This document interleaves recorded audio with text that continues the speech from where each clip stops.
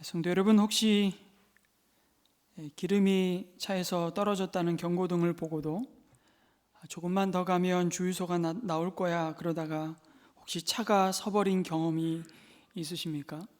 제가 한번 저의 경험을 나누었던 기억이 있는데요, 저는 한라산 중산간도로 1100고지 도로를 넘어가다가 죽다 살아난 경험이 있습니다. 이미 1100고지는 굉장히 이게 꼬불꼬불하면서 한참을 올라가죠. 한라산 거의 정상에 가까운 도로를 가로지르는, 그래서 서귀포에서 제주로 넘어가는 도로를 가는데 이미 올라갈 때 기름을 넣으라는 경고등이 들어오더라고요. 그래도 몇십 킬로를 달릴 수 있다라는 이 선지식, 그리고 나 다 경험해봤다는 이 경험이 사람을 결국 잡습니다. 그래가지고 올라가는데, 올라갈 때 여러분 기름을 얼마나 많이 씁니까? 계속 엑셀을 밟아줘야 되니까. 그 생각을, 평지를 간다는 착각을 한 제가 막상 고지에 올라갔는데 진짜 기름이 곧 떨어지고 차가 설 것 같은 두려움이, 공포감이 밀려오는 겁니다. 그래서 내리막이 시작되는 순간 N자에 놓고 가면 되겠다 해서 N자에 놓고 가는데 이왕이면 시동도 꺼도 되겠지 이러고 제가 시동을 꺼버린 거예요. 제가 자동차에 대해서 너무 몰랐던 겁니다. 시동을 끄는 순간 핸들이 먹통이 되더라고요. 그리고 브레이크가 안 밟혀지는 겁니다. 저는 정말 그렇게 생각을 못했습니다. 왜 N에 두어도 차는 막 이렇게 움직이니까 평지로만 생각했던 거죠. 그게 저의 신혼여행이었습니다. 신혼여행이 우리 부부의 천국행이 될 뻔했던 사연을 경험했는데요, 왜 경고를 무시할까요? 당장 아무 일도 일어나지 않으니까. 그리고 나름 근거 있는 자기 확신일 경우에는 그 경고가 더 무서운 결과를 가져오기도 하죠. 내가 다 경험해 봤다는 겁니다. 아직은 괜찮을 것 같아서 그냥 해오던 대로 하는 겁니다. 관성의 무서움이 얼마나 무서운지를 모릅니다. 했던 실수를 또 그렇게 무한 반복하죠. 여러분, 뉴스에서 나오는 술 취하고 벌어지는 그 매일 밤 일어나는 사건은 어쩌면 그렇게 동일한 패턴으로 반복되고 있는지 모릅니다. 인생의 엄청난 피해를 보면서 나도 고통받고 남도 고통케 하는 그 낭비된 세월을 보내고도 후회하면서도 또 반복합니다. 70세 어르신이 건강검진을 하시고 너무 놀라셨습니다. 아마 70이 훨씬 넘으셨던 것 같은데 폐암 진단을 받으신 것입니다. 내가 어떻게 폐암에 걸릴 수 있지? 너무나 당황스럽고 도무지 받아들일 수 없으셨습니다. 누구에게나 거치는 거부의 단계이지요. 그런데 이거 아십니까? 이분은 50평생 하루에 2갑씩 담배를 피우셨습니다. 폐암에 걸리셨다는 것에 놀라는 것이 오히려 놀랍습니다. 담배값을 열 때마다 심각한 경고 문구와 함께 이제는 보기도 참 끔찍스러운 경고 사진이 담배값을 두르고 있습니다. 그러나 지금까지 괜찮았는데 아무 일 없을 거야, 수많은 시간 동안 경고를 무시한 그 결과를 받아들여야만 하는 것은 그분에게 죄송한 얘기지만 어쩌면 피할 수도 있지 않았을까라는 생각이 듭니다. 사람은 누구나 죽음을 의식하지만 그 죽음이 문턱에 와도 아직은 시간이 남은 줄 알죠. 다시 돌이킬 수 있다고 생각하는 겁니다. 그런데 오늘 우리가 읽은 말씀에 육체의 죽음을 넘어서 우리 영혼의 영원한 죽음과 심판에 대해서 하나님의 경고를 무시한 한 사람을 주목해 하십니다. 다니엘서 5장은 수백 년 동안 세상을 지배했던 대제국 바벨론 왕국의 멸망에 대해 하나님이 친히 최후 통첩을 보내시는 말씀을 담고 있죠. 바벨론의 마지막 왕이었던 벨사살 왕이 어느 날 1000명의 VIP들을 불러 모아 정말 화려하고 성대한 술파티를 열었습니다. 10명도 아니고 100명도 아니고 1000명이 왕궁에서 술파티를 벌였다. 많은 것을 상상하게 되죠. 벨사살은 느부갓네살이 여러분 죽고 이어서 여러 왕이 있었습니다. 사실 느부갓네살이 죽고 네 번째 왕위에 오른 나보니두스 왕의 아들이었습니다. 그런데 5장 2절에 보면 벨사살은 그의 아버지 느부갓네살 왕이라고 기록하고 있죠. 이것은 아버지의 윗대를 사실은 다 부친이라고 통칭하여 표현하는 이 고대의 언어 관습 때문입니다. 실제 벨사살의 아버지는 나보니두스 왕이었는데 이 나보니두스 왕은 더 큰 영토와 권세를 좇아서 끊임없이 정복 전쟁에 매달렸습니다. 그리고 왕궁을 비운 지 너무 오랜 세월이에요. 그래서 내치는 그의 아들 벨사살에게 위임을 했던 겁니다. 그러니까 나중에 보시면 두 번이나 그런 기록을 하죠. 이 꿈을 읽고 이 글자를 읽고 해석해 주는 자에게 이 나라의 세 번째 통치자로 삼겠다. 그게 정확한 겁니다. 원래 왕은 나보니두스 자기 아버지와 왕으로 있는 거고 벨사살은 뭐라고 말해야 됩니까? 리틀 왕이죠, 그냥. 그러니까 그 다음으로 차지할 권세는 세 번째 통치자인 거입니다. 아주 정확하게 성경은 그것을 가르쳐 주고 있죠. 이렇게 정복 전쟁에 매달렸던 아버지를 대신해서 벨사살이 통치를 했지만 그러는 사이에 메대와 페르시아는 바벨론을 서서히 무너뜨리기 시작했습니다. 그리고 마침내 이 잔치가 벌어지고 있던 때는 근 2년 6개월 동안 바벨론 성을 포위하고 바벨론과 치열하게 전쟁을 벌이고 있었던 한복판이었습니다. 그럼 메대와 페르시아 군대가 바벨론 성을 둘러싸고 최후의 일전을 벌이고 있던 때 벨사살 왕은 아랑곳하지 않고 1000명의 제국 VIP들과 잔치를 벌였던 것입니다. 도대체 무슨 생각으로 이런 잔치를 벌였던 것일까요? 아마도 그것은 근거 있는 자기 확신에서 비롯됐을 겁니다. 무슨 얘기냐면 바벨론 성은 여러분 건축되고 단 한 번도 뚫린 적이 없는 난공불락이었습니다. 벨사살이 자만할 수밖에 없을 만큼 견고한 요새였죠.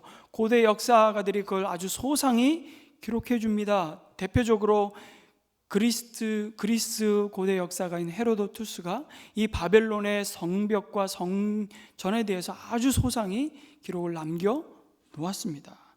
오늘날 수치로 환산하면 그럼 바벨론 성의 그 성벽 높이가 무려 107m입니다.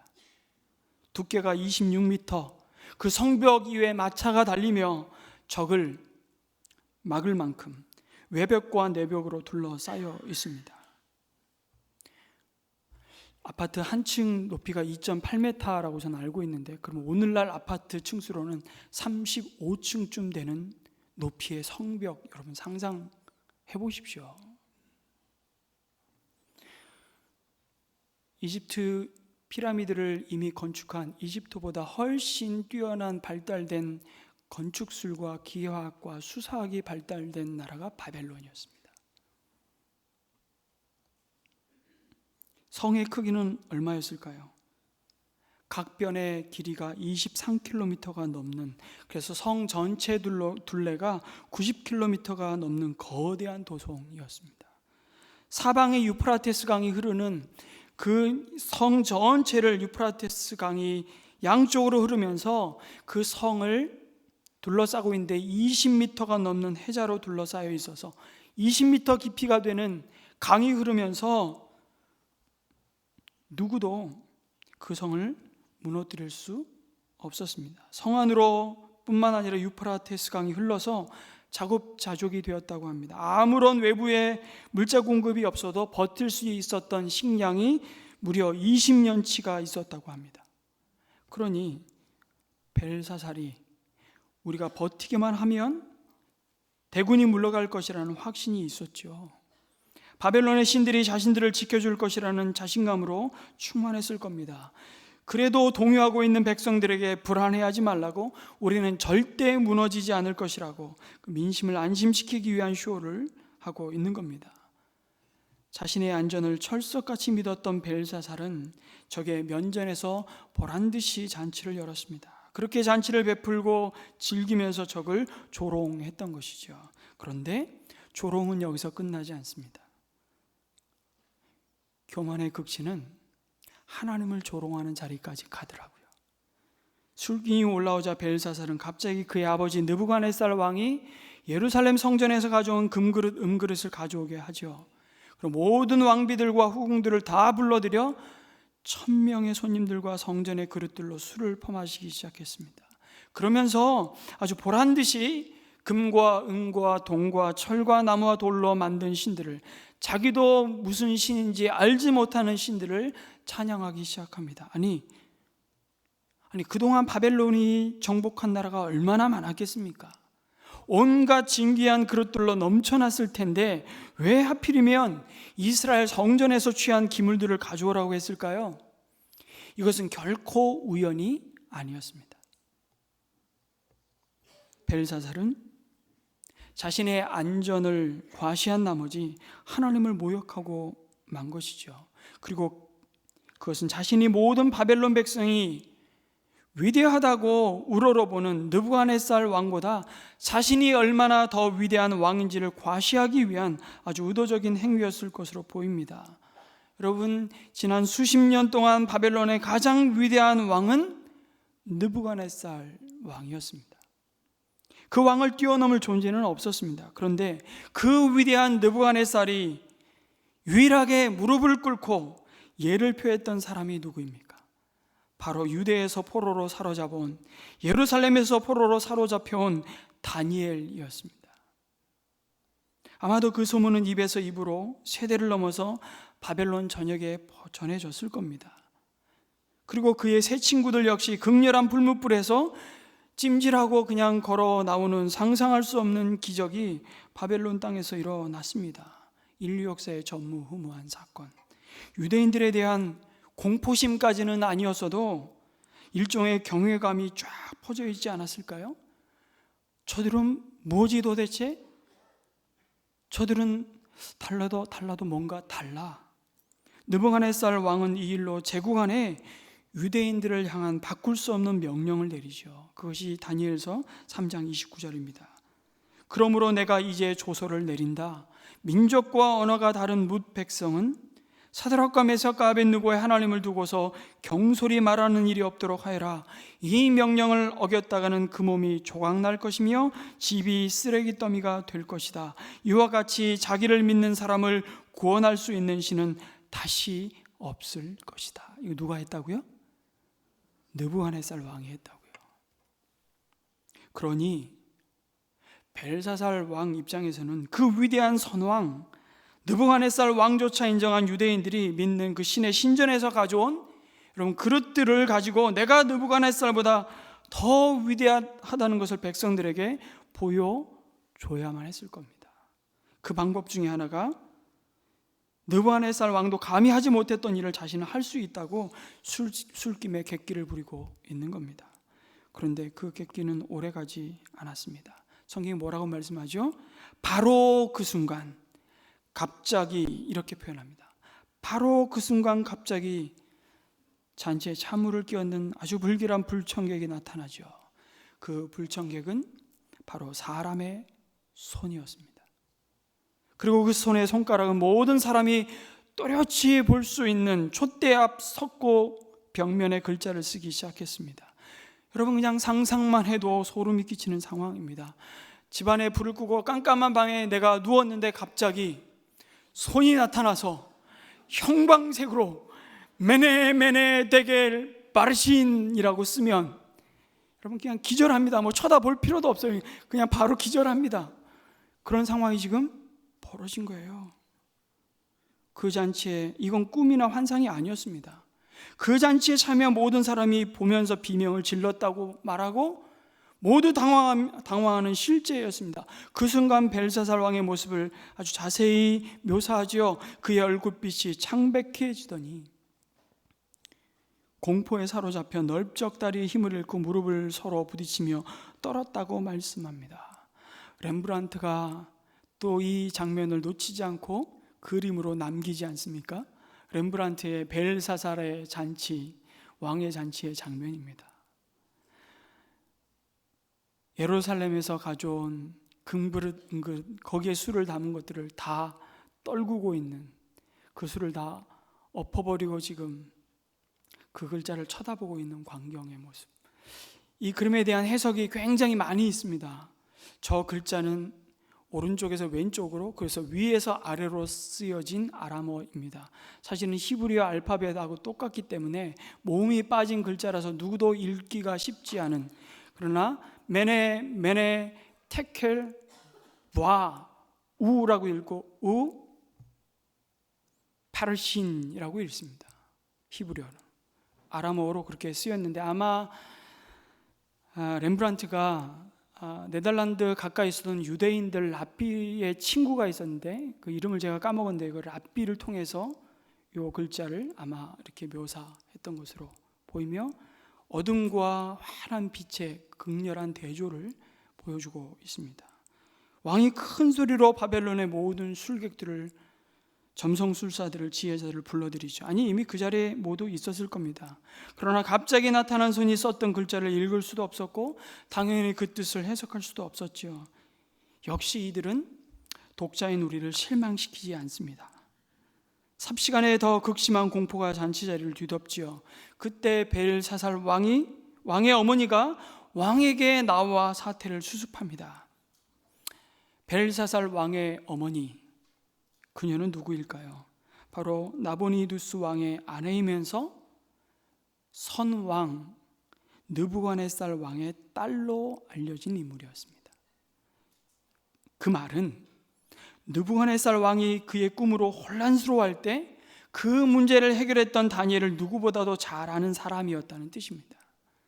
그리고 다니엘을 불러들이라고 왕에게 요청하죠. 그리고 다니엘을 소개하면서 그는 거룩한 신들의 영을 받은 사람이라고 말합니다. 그 현장을 다 목격했던, 그리고 벨사살도 어쩌면 어린 나이에 그 경험을 가지고 있는 것입니다. 드디어 80세가 넘은 노구의 몸을 이끌고 다니엘이 다시 등장합니다. 이때는 다니엘의 나이가 80이 훌쩍 넘은 세월입니다. 그리고 벨사살 왕의 그 잔치 자리에 호련히 나타난 손가락이 쓴 글자를 읽고 해석하죠.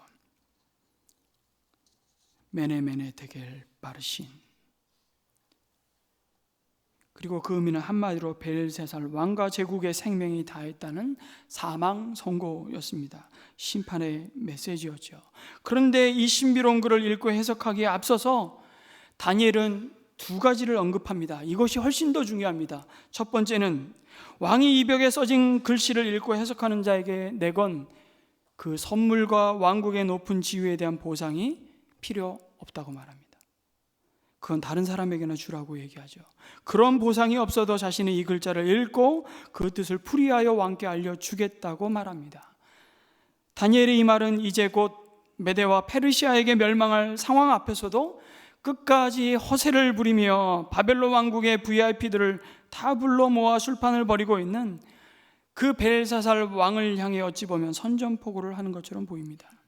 그런데 벨사살은 참 어설프게 왕의 권위로 다니엘에게 그 기선을 제압하려고 하지 않습니까? 다니엘이 왕궁으로 들어오자 다니엘을 보고 뭐라 그러죠?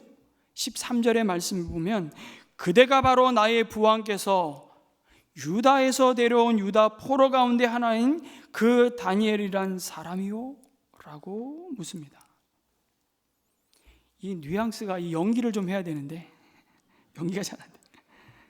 내가 아무리 신비한 능력과 탁월한 지혜를 가지고 있다고 해도 너는 포로 중에 한 사람일 뿐이야. 까불지 마. 그런데 자기의 권위는 전혀 통하지 않는 어떤 거대한 영적인 벽 앞에 눌려버리고 마는 것이죠. 왕이 주는 그 많은 재물도 권력도 썩은 고기를 걷어차버리는 사자처럼 다니엘은 걷어차버립니다.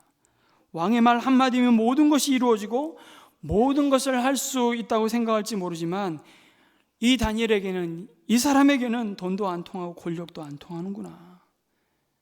여러분, 세상은 돈으로 움직일 수 없는 사람을 두려워하죠.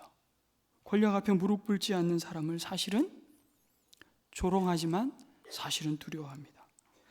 다니엘 자신은 왕이 그렇게 요구하고 엄청난 부귀영화로 자신의 지혜를 산다고 지혜를 줄 수 있는 자가 아니라는 것을 당당히 선포합니다. 벨사살 왕이 일개 유다 나라의 포로 따위라고 여길 만한 신분이었지만 다니엘은 자신의 지혜와 목숨이 왕의 손에 달려있는 자가 아니라 이제 곧 말씀드릴 하나님께 달려있음을 주목하게 만듭니다. 마치 이런 것과 같습니다. 저와 여러분이 매일 눈에 보고 귀로 듣는 뉴스 헤드라인을 장식하는 사람들이 결코 역사를 움직이는 사람들이 아니라고 말하는 겁니다. 하늘의 하나님께 기도하는 이 시대의 다니엘이 역사를 움직이는 사람이라는 사실을, 아니 그 기도에 귀 기울이시며 응답하시는 하나님이 여전히 세상 모든 권세의 주인이심을 보여주는 것입니다. 먹고 들어가는 거예요. 일단 선포하고 들어가는 겁니다. 그러면서 18절부터 정말 하고 싶은 이야기를 합니다. 메네메네 데겔 바르신 의미 몰라도 돼요. 그 앞에 그 의미가 왜 선포되어야만 하는지를 이미 다 말씀해 주십니다. 거기서 벨사살은 엎드렸어야만 됐죠. 도대체 왜 갑자기 누구도 이해할 수 없는 글씨를 쓰는 손이 나타난 것인지, 그 이유가 무엇인지를 먼저 밝히는데, 그것이 벨사살이 정말 들어야 할 가장 중요한 내용이기 때문에 그렇습니다. 그 내용의 핵심은 말씀드린 대로 왕이 가진 권력과 지위와 영광과 위엄이 하나님께로부터 부여된 것임을 모르고 교만의 행함으로 당신이 하나님의 진노와 심판 아래에 있다는 사실을 알리는 것이었습니다. 사실은 여러분, 하나님이 벨사살, 당신의 아버지 느부갓네살에게 나라를 다스릴 모든 권세와 그 영광과 위엄을 주셨는데 본래 그것이 자기 것인 줄 알고 자기 마음대로 사용하고 만용을 부렸습니다. 그 사실을 다니엘이 어떻게 말합니까? 부친께서는 마음대로 사람을 죽이기도 하고 마음대로 사람을 살리기도 하고 마음대로 사람을 높이기도 하고 낮추기도 했다고 말하지 않습니까? 세상을 다 가졌고 자기 마음먹은 대로 움직이지 못할 세상이 없었다는 것입니다. 그런데 교만하지 않을래야 않을 수 없는 그 자리가 바로 자신이 죽는 자리라는 것을 몰랐던 것이죠. 여러분, 자기 마음대로 할 수 있는 힘과 권세와 돈이 있을 때 조심해야 합니다. 이것이 역사가 우리에게 가르치는 교훈이죠. 변함없이. 교만한 사람의 특징이 뭡니까? 자기 하고 싶은 대로 하는 것입니다. 그리고 우리는 그것이 자유라고 생각합니다. 그런데 아닙니다. 자기 마음대로 살면 살수록 여러분, 사실 우리는 점점 그 삶이, 그 인생이 부자유해지는 경험을 하는 것이죠. 그게 아주 극단적인 예가 중독입니다. 중독. 알코올 중독, 성 중독, 쇼핑 중독, 드라마 중독, 미디어 중독, 도박 중독. 계속 할까요? 중독. 우리는 다 한 사람도 예외 없이 정도의 차이가 있을 뿐 중독된 세상을 살아가고 있어요. 자기 절제하지 않고 가고 싶을 때 가고 먹고 싶을 때 먹고 마시고 싶을 때 마시고 찌를 때 찌르고 하고 싶은 대로 다 하고 살면 자유일 것 같죠? 그래서 빨리 조기 은퇴하고 싶어서 우리 열심히 재택을 합니다. 그런데 그렇게 절제 안 하면서 생기는 것이 그 다음에 내가 그토록 원했던 것을 누릴 자유가 있지만 그것이 오히려 나를 구속하기 시작하고 그 다음에 그것으로부터 빠져나오지 못하는 겁니다. 스스로 감옥에 갇히는 것이죠. 죽는 길입니다. 휘두르는 것이 자유가 아니에요. 진정한 자유란 원하는 것을 할 수 있고 원하지 않는 것을 안 할 수 있는 능력, 이게 자유입니다. 그런데 교만은 바로 우리에게 이 자유를 빼앗아 갑니다. 죄의 종노릇하게 만들죠. 그러나 겸손한 사람의 특징은 뭡니까? 기도하고 움직인다는 사실입니다. 반면에 교만한 사람은 자기 하고 싶은 대로 하니까 기도 잘 안 하죠. 그 권력을, 그 자리를 하나님이 주셨는데 그 권력을 주신 분에게 그 사용법을 물어보지 않고 자기 마음대로 막 휘둘러 버렸습니다. 느부갓네살이 하나님이 우리에게 남에게 주지 않는 어떤 특별한 은사와 역할과 권세와 시간과 물질을 줄 때는 목적이 있는데 그 목적은 기도해야만 알 수가 있는 것입니다. 그런데 느부갓네살은 자기 잘난 척 하는데 그것을 다 써버리고 말죠. 스스로 영광을 취합니다. 다니엘서 4장 30절에 이렇게 말씀합니다. 느부갓네살이 말하는 거예요. 빨간 글씨로 되어 있는 걸 잘 보십시오. 내가 세운 이 도성, 이 거대한 바빌론을 보아라. 나의 권세와 능력과 나의 영화와 위엄이 그대로 나타나 있지 않느냐. 여러분, 많은 역사가들이 기록했던 바벨론의 공중정원, 고대 세계 7대 불가 사이라고 여겨지는데요, 그 말고도 얼마나 놀라운 건축물들을 보면서 이런 말 할만하지 않았겠습니까? 그런데 여러분, 본래 그 영광이라는 것은 사람에게 붙일 수 있는 단어가 아닙니다. 오로지 하나님만이 영광 받으실 유일한 분이시고 영광 그 자체이시죠. 그런데 그 하나님의 영광을 잠시 사람에게 위임해 주셨을 뿐입니다. 하나님 자신이 창조한 세계를 하나님의 선하신 뜻을 따라 관리하고 잘 다스리도록 하기 위해 잠시 그 영광을 위임해 주셨고 그 영광의 빛을 비춰 주십니다. 그런데 인간이 그것을 본래 자신의 것인 양, 자신이 만든 양, 자신이 마땅히 영광을 가져야만 하는 양 행세를 하는 것입니다. 하나님만이 입을 수 있는 옷이 바로 영광인데 인간이 그 영광의 옷을 입으면 자기가 하나님 될 거라고 착각을 합니다. 그러니까 하나님은 그의 영광을 다 거두어 가셨습니다. 31절이 이렇게 말하죠. 느부갓네살 입에서 그 말이 나오자마자 이어지는 31절에 이 말씀을 하나님이 하십니다. 같이 읽습니다. 시작. 이 말이 왕의 입에서 채 떨어지기도 전에 하늘로부터 내려오는 말소리가 들렸다. 느부갓네살 왕아, 너에게 선언한다. 왕권이 너에게서 떠났다. 그는 왕궁에서 쫓겨나 7년을 광야에서 미친 사람이 되어 살게 됩니다. 자신이 이룬 업적과 모든 소유가 영원하지 않다는 것을 비로소 알게 되지요. 죽음은 그의 모든 소유를 의미가 없게 만들 수 있음을 생생하게 7대를 지나며 체험합니다. 그것을 알 때 비로소 겸손해질 수 있었습니다. 다니엘서 4장이 이것을 소상히 보여주죠. 그리고 다니엘은 5장에서 벨사살에게 다시 그 역사를 들려주는 겁니다. 느부갓네살은 죽음의 문턱까지 다녀와서야 그 사실을 알았죠. 그리고 4장 마지막 37절에 이렇게 느부갓네살은 고백합니다. 같이 읽습니다. 시작. 나 느부갓네살은 하늘의 왕을 찬양하고 높이며 그분에게 영광을 돌리는 바이다. 과연 그가 하시는 일은 모두 참되며 그의 모든 길은 공의로우니 그는 교만한 일을 낮추신다. 그런데 인간의 교만은 역사 속에서 더 이상 배우지 않고 또다시 그 역사를 반복하게 만듭니다. 그 내용이 다니엘서 5장 22절입니다. 느부갓네살의 아드님이신 벨사살 임금님은 이 모든 일을 아시면서도, 이 모든 일이 무엇인지 제가 지금 설명했습니다. 이 모든 일을 아시면서도 마음을 겸손하게 낮추지 않으시고 하늘의 임금님이시오 주님이신 분을 거역하시고 스스로를 높이시며 하나님의 성전에 있던 그릇들을 가져오게 하셔서 임금님과 귀한 손님과 왕비들과 후궁들이 그것으로 술을 마시게 하셨습니다. 그리고 말미에 임금님의 호흡과 모든 길을 주장하시는 하나님께는 영광을 돌리지 않으셨습니다. 하늘의 법정 앞에 선 죄인을 향해 판결문을 선고하듯이 선포합니다. 바로 이것이 하나님이 손을 보내셔서 이 글자를 쓰게 하신 이유라고 다니엘은 말합니다.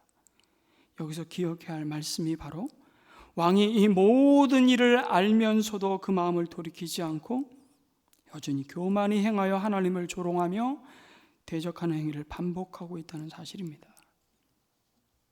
사람들이 역사를 통해서 아무것도 배우지 못하는 것이 얼마나 큰 슬픈 일입니까? 느부갓네살의 잘못을 벨사살이 그대로 답습하잖아요. 아버지의 잘못을 아들이 그대로 닮아갑니다. 아버지가 주벽 때문에, 여자 때문에 그렇게 고생했는데 참 아들은 한스러워서라도 술을 손에도 안 대고 입에도 안 대고 여자는 가까이 가지도 않을 것 같은데 똑같이 아들도 여자 때문에 무너지고 술 때문에 무너지는 모습을 우린 주변에서 수없이 봅니다. 그것은 무서운 죄의 영향력이죠. 그러므로 역사의 잘못된 이 죄악의 패턴은 인간의 의지로 절대 끊을 수 없다는 사실입니다. 오직 예수님의 보혈로 끊는 것입니다. 아멘이십니까? 자, 보십시오. 다니엘서 5장까지 제가 오늘 설교하고 있는데 이미 다니엘이 하고 싶은 말은 다 했어요. 나머지 환상들은요, 그 확인해 주시는 말씀일 뿐이에요. 하나님이 미래에 벌어질 일을 다 말씀하시고 풀무불에서 그의 백성을 건져내시고 제국과 왕의 운명을 붙들고 계시는 분이 하나님이심을 다 보여주셔도 세상은 달라지지 않았습니다. 기적을 행하고 능력이 나타나고 계시가 그대로 이루어져도 그 감동과 기쁨은 잠시일 뿐 불신은 여전했고 교만의 죄악은 없어지지 않았습니다. 아니, 하나님의 경고하심으로 주어졌던 느부갓네살의 삶을 보고도 그 삶을 알고도 변하지 않았던 벨사살은 더 죄악의 밑바닥으로 달려갑니다. 더 잔인하고 더 불의하며 더 교만함의 끝을 보여주지요. 여러분, 경고를 깨닫고 수용하지 않고 무시하면 그냥 제자리에 있는 것이 아닙니다. 더 포악해집니다. 더 잔인해집니다. 더 나빠집니다. 죽음에 이르는 7가지 대죄의 교만에 대해서 몇 년 전에 설교를 하면서 이 교만에 깊이 교만이라는 주제를 한번 다루었는데요. 여러분, 교만이 무엇일까요? 노진준 목사님의 책에 이렇게 정의를 하셨더라고요. 굉장히 공감을 했습니다. 이분이 이렇게 정의했어요. 교만은 사실을 과장하거나 왜곡시켜서 그 이상의 의미를 부여하는 것이다. 그 이상의 가치를 부여하는 것이다. 여러분, 성경은 모든 사람이 죄인이라고 말씀합니다. 죄인이라는 말은 인간은 스스로 절대로 행복할 수 없는 불행한 존재라는 뜻이죠. 그러니까 돈을 많이 벌어도 불행하고, 죄송하지만 공부를 많이 했어도 불행합니다. 천하를 다 가졌다고 할 만한 권세와 지위를 가지고 있어도 불행하고, 무병장수하여 백세를 살아도 불행합니다. 이 모든 것들은 인간을 구원할 수 없어서 인간은 영원히 불행합니다. 그 절망과 불행의 증거가 바로 사망, 죽음이기 때문이죠. 그런데 인간은 돈이 생기고 권세가 생기면 불행 끝, 행복 시작, 행복할 줄 알고 지식이 있고 젊음이 있으면 불행하지 않을 거라 생각합니다. 그게 교만입니다. 소유와 내가 누리는 신분에 의해서 내가 맞닥뜨려야 할 현실, 그 가치를, 그 사실을 왜곡시키기 때문이죠. 주어진 가치 이상의 의미를 부여함으로써 더 나은 인간인 것처럼 착각하게 만들기 때문입니다. 여러분, 공부를 잘해서 누구나 갖고 싶어하는 학위와 졸업장을 가지고 있어도 인간이 되지 않습니다. 공부 필요 없다는 얘기하는 거 아닙니다. 그런데 공부가 이룰 수 없는 것을 이룰 수 있는 것처럼 이루어 줄 것처럼 말하지 말라는 겁니다. 돈을 많이 벌어서도 나은 인간이 되지 않고 착하게 살아서도 나은 인간이 되지 않습니다. 모두 다 똑같이 불행합니다. 제가 너무 비관적이라고 생각하십니까? 아닙니다. 죽음과 심판 때문입니다.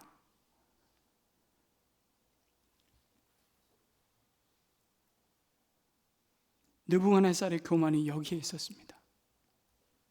단순히 자신이 이룬 업적에 도취되어 자랑하며 자신에게 모든 영광을 돌리며 자신의 위대함을 나타내었기 때문도 있지만, 그것이 그를 죄인이 아닌 다른 존재로 만들 수 있다고 생각하기 때문에 교만한 것입니다. 교만은 나는 다른 존재라고 여기는 것이죠. 여러분, 다른 존재란 다른 거 아닙니다. 나는 스스로 존재할 수 있는 자라고 과장하고 왜곡된 확신입니다. 다시 말해, 난 하나님이 필요치 않은 존재야. 스스로 내 삶을 책임질 수 있는 존재라고 여기는 것입니다. 스스로 자기 인생의 주인이 되어서 하나님 없이도 충분히 행복해졌다고 말하는 것입니다. 그것은 사실이 아니기 때문에 교만입니다. 여러분, 인간이 행하는 최고의 과장이 뭘까요? 하나님 없이도 스스로 잘 살 수 있다고 생각하는 겁니다.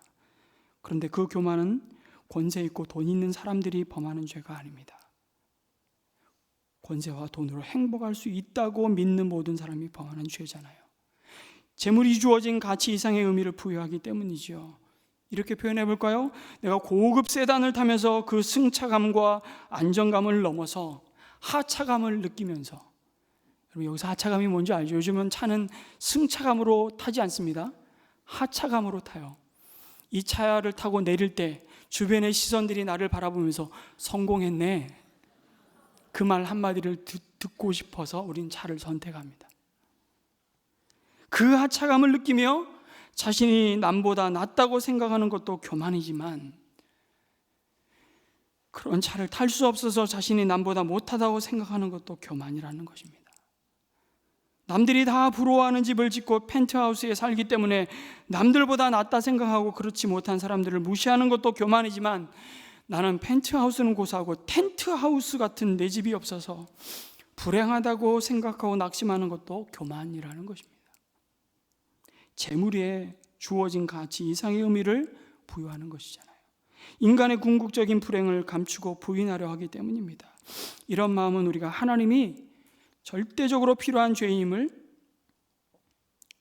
부인하게 만듭니다. 다른 것들을 의지하게 만들죠. 교만은 부자만 짓는 죄가 아니라 가난한 사람도 짓는 죄입니다.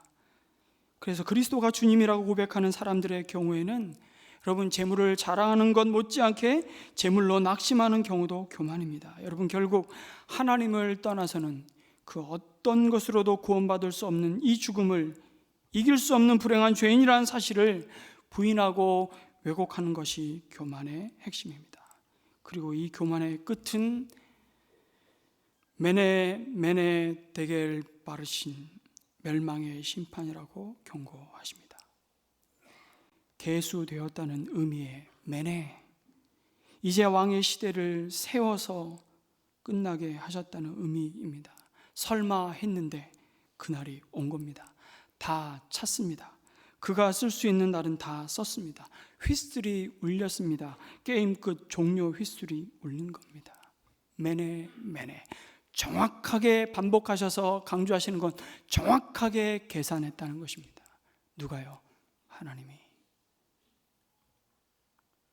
데겔은 달아보다라는 의미인데요, 왕을 저울에 달아보니 부족함이 보였다는 의미이겠죠. 그날이 다 되어서 저울의 제분이 모자라더라는 말입니다. 그 죄가 커서 저울이 심판 쪽으로 기울었다는 말입니다. 이게 인생의 비극이 아니면 무엇이겠습니까? 그리고 나누었다는 의미의 바르시는 그래서 그 나라가 메대와 페르시아에 나누게 되었다는 의미죠. 심판이 임할 것이 아니라 이미 임했다는 완료 시제를 썼습니다. 망했다는 겁니다. 그날 밤 정확히 바벨론궁에 침입한 페르시아 군인들에 의해서 벨사살 왕은 살해당했습니다. 어떻게 난공불락의 바벨론 성이 정복당할 수 있었을까요? 메대와 페르시아가요, 유프라테스 강줄기를 다른 방향으로 돌려버렸어요. 아예 그 거대한 강을. 그러고 있는 동안 눈먼 장님처럼 그걸 보지 않았던 것이죠. 선왕 느부갓네살을 통해서 아무런 교훈도 받지 않았고 경고도 무시했습니다. 그리고 계속 돌이킬 수 있는 기회를 외면하고 지체하고 더 나빠졌죠. 다 알고도 돌이키지 않는 그 죄가 더 치명적입니다. 여러분, 벨사살 왕을 우리에게 보여주시는 이유가 뭡니까? 벨사살 왕, 이 인간 진짜 멍청한 인간이네, 그를 평가하라고 주신 말씀이 아닙니다. 우리 보고 들으라고, 보라고, 그 어리석은 길을 달려가지 말라고 경고하시는 겁니다. 모든 인생은 한 사람도 예외 없이 인생의 경고등이 켜질 날이 올 것이라고 매네 계산이 끝났다 준비하라고 말씀하십니다. 그래서 다윗은 시편 39편 4절에서 이렇게 고백하죠. 같이 읽습니다. 시작. 주님 알려주십시오. 내 인생의 끝이 언제입니까? 내가 얼마나 더 살 수 있습니까? 나의 일생이 얼마나 덧없이 지나가는 것인지를 말씀해 주십시오 라고 기도합니다. 영원하신 하나님 앞에 요한한 인생의 겸손한 고백이 아닐 수 없습니다. 모세 또한 시편 90편 12절에 이렇게 노래하죠. 우리에게 우리의 날을 세는 법을 가르쳐 주셔서 지혜의 마음을 얻게 해 주십시오.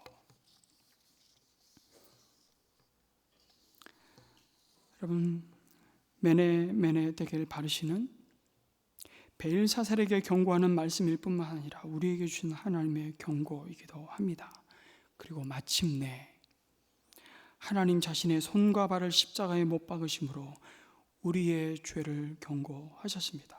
하나님 그 아들의 보혈의 피로서 십자가 위에 매네 되길 페르신 글자를 쓰셨죠. 십자가의 메시지는 인생을 향한 경고의 완성입니다. 그리고 이것은 죄인들을 향한 측량할 수 없는 사랑의 표현이기도 합니다.